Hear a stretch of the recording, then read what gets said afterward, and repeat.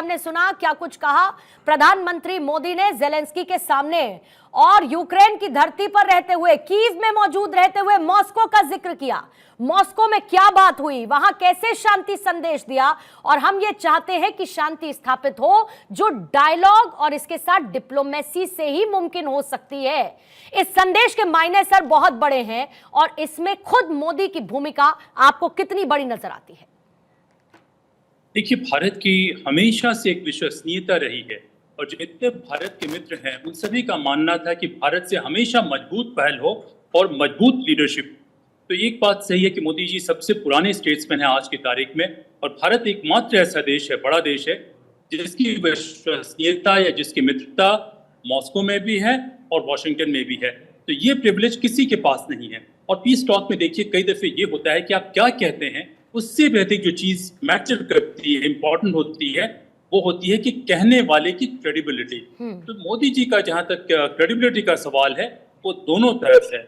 और आप देखें कि सब पॉलिसी होने के बावजूद अमेरिका में एक सेक्शन उनकी स्ट्रेटेजिक कम्युनिटी में हमेशा से रहा है जिसने कहा कि भारत को एक ऑप्शन मिलना चाहिए कि कैसे वो रशिया के साथ अपने रिलेशनशिप को मैनेज करे। और ये भी माना जाता है कि रशिया के लोगों का कहना है कि देखिए हम प्रॉक्सी वॉर फेस कर रहे हैं, ये सवाल सिर्फ यूक्रेन का नहीं है। यूक्रेन के पीछे नाटो की ब्यूरोक्रेसी है जो अपने देश के इंटरेस्ट को भी ध्यान नहीं दे रही है। बहुत सी बातें तो मोदी जी ने नहीं कही होंगी। हमेशा डिप्लोमेसी में एक सीक्रेट बात हमेशा रहती है, बिना सीक्रेसी की डिप्लोमेसी होती नहीं है। तो ये मानना है रशिया के लोगों का भी कि चीन की पॉपुलेशन उनसे 10 गुना अधिक है, चीन की इकोनॉमिक सिस्टम उनसे 10 गुना मजबूत है। वैसे में अगर नेटो ने बहुत पुश करता रहा तो स्ट्रेटेजिक बैलेंस खराब होगा।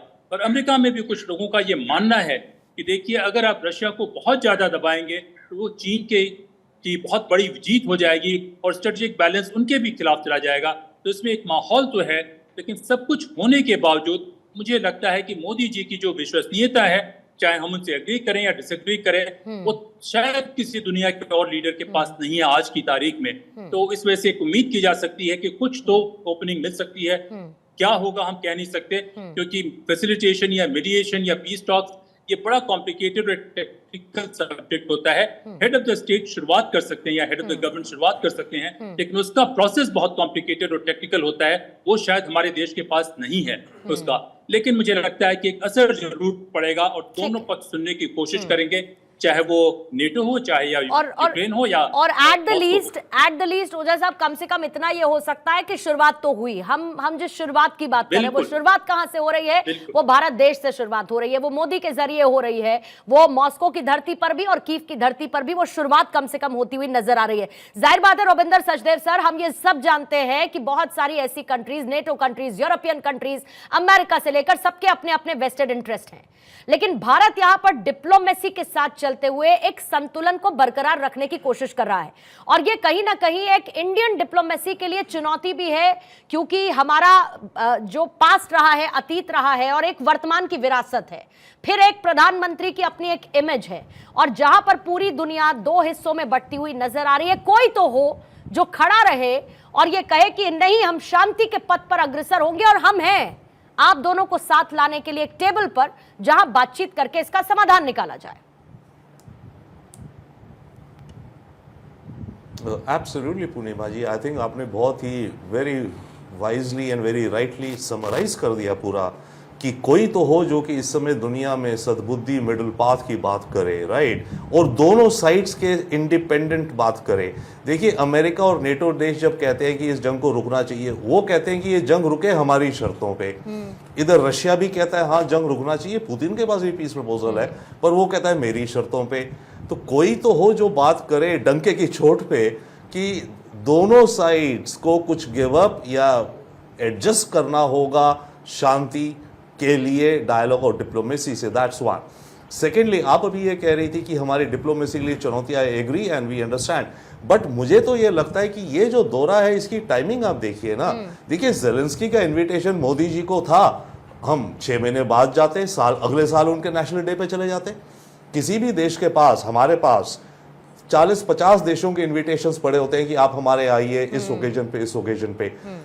पॉइंट इसकी हमारी डिप्लोमेसी, हमारे प्राइम मिनिस्टर और फॉरेन ऑफिस ने इस समय को क्यों चूज किया कि अब हमें करना है, ये इंडिकेट करता है कि अब हम बिना झिझक के या बेझिझक दुनिया की जो सबसे कॉम्प्लिकेटेड इश्यूज हैं, चैलेंजेस हैं, उनमें डील करने से हम पीछे नहीं हट रहे, हम हेजिटेट नहीं कर रहे, क्योंकि हमें भी पता है महीना भर पहले पुतिन से मिले और अब इस समय अगर ज़ेलेंस्की से मिलने जाएंगे तो पूरी दुनिया किस नज़रों से देखेगी। तो ये एक इम्पॉर्टेंट कदम और एक इम्पॉर्टेंट गियर चेंजिंग है, गियर जिसे कहो ना, बदली है हमारी डिप्लोमेसी ने कि जो भी हो हम जाके एंगेज करेंगे। एंड ऑफ कोर्स इसके चलते इंडिया की हम जो भी कहें वजन या इंडिया की थॉट लीडरशिप दुनिया के पटल पे बढ़ेगी। ये 2 पॉइंट 3 पॉइंट। एक और पॉइंट क्विकली, यस, शांति होना हमारे लिए, दुनिया के लिए फायदा है, नो डाउट। वॉर में बच्चे मरते हैं, किस लिए मर रहे हैं, क्या इतनी मिजरी हो रही, इतने पेनफुल डेथ्स हो रही हैं, वो नहीं होनी चाहिए, यस। उसके अलावा हमारी ये जो इनिशिएटिव है, इससे हमारी थॉट लीडरशिप, हमारे जियोपॉलिटिकल वजन बढ़ता है, वो भी है। एक और बहुत अहम रीज़न आई थिंक जो अभी ओझा जी कह रहे थे, जितनी जल्दी ये युद्ध रुकेगा उतना हमें एक बहुत इंपॉर्टेंट निजी फायदा है, और वो ये फायदा है रिवर्स में, अगर ये युद्ध लंबा चलता गया रशिया को चाइना की बाहों में जाना पड़ेगा।